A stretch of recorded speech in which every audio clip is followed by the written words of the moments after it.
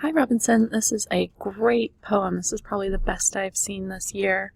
Um, some really big highlights. Your word choice is getting like really. You have some standing words here, and I just love the imagery. Um, like a little small point. The for, an apology for a bad dream. For bad dreams, you'll want that to be small. The other, like, overall kind of thing that I see here is your first sentence. I see, like, this one is going to be,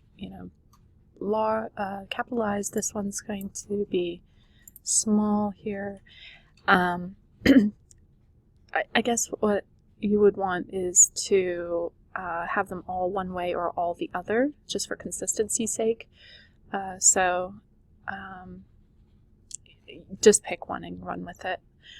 The other overall thing that I think could really improve this is to kind of work on the spacing a bit. As it stands now, it's just one big block of text. I mean, it's pretty large, just blocks, and you have really long lines generally. So what you might want to do is maybe kind of like indent. Indent here, or the next one, and play around with the spacing and see what breaks it up a little bit better, what works with the flow of this. Some little tiny word choice things that I noticed. Overall your word choice is just really on point. I felt like convexities was just overly abstract. It seems to me if you tried something like contours, it might be a little more straightforward, and people won't send people running to the dictionary. And then there's some other word choices that I wasn't so sure of, just because like incredible, it's not really doing the work that I think you want it to. You might want to try something like brilliant. So beyond it, the fountain and furnace of brilliant light. I think it would give a better sense of what you're trying to get out there. And similarly, at the bottom here, you have the enormous light.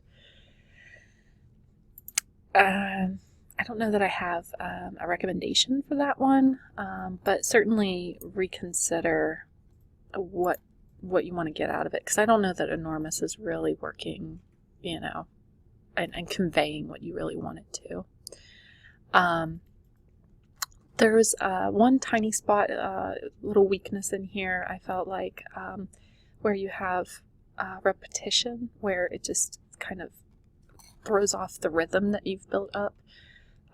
It's in here, the young man, her son, who fetched a chain tie rope. They worked together, noosed the small rusty links round the horse's tongue, and tied him by the swollen tongue to the tree. The repetition of tongue just it just kind of ruins that flow that you've built up. That you might want to try something like, rusty links around the horse's tongue and tied him by the bloody mouth, or tied him, bloody mouthed, to the tree, or something to that effect. Just so you're not repeating that tongue. I like swollen, but tongue is maybe, it just breaks it up, and throws you out of the beautiful rhythm you have here, which is just, you worked really hard on that. That's really great. And also I wanted to point out that on the bottom here, or towards the bottom of the first one, this unbridled beauty. Now usually that's like completely cliched, but because you have the horse in here earlier, actually it's fresh again. I really like that. Again, the word choice that you have, you've been really working on that. I love how you use noosed the small rusty links. That's just a really powerful word in what you have here. Or later when you talk about the cloud bars, the trade winds, it's just conjures up exactly what you're hoping to. It's really a very powerful image.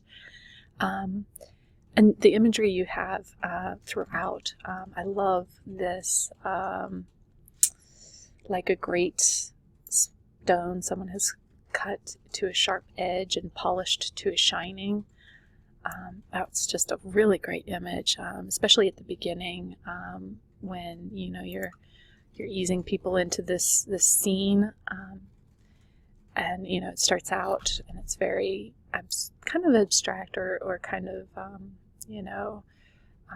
macrocosm, and then right here, it switches in a little clearing. A woman is punishing a horse. It's like microcosm. I think that works just so beautifully.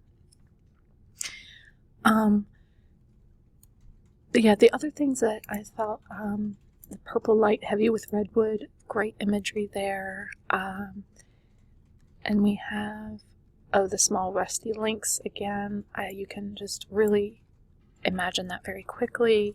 It's immediately accessible. You can immediately picture what's meant. And then, you have this flow throughout that just, draws a line throughout the whole poem. And I really wanted to point this out. You did just such a great job here at the bottom. It covers the evening world, and at this point, you're flowing through, and then you stop them and says, no, not covers, grows apparent out of it. And it breaks you out of that mesmerizing flow that you have, in order for you to hit them really hard at the end here. For, what said the prophet, I create good, I create evil, I am the Lord. And that's a really strong ending there. It's just outstanding. I mean, it's very good. And I just feel like, you might actually want to end the poem there. It goes on, and it's long, it's beautiful. You might use this in maybe other poems. But that ending there is just so strong, and I think you could probably just end your poem right there, and it would be a really strong, front to back, a strong poem. So really good work. Keep it up. I'm really excited to see in the future what you come up with.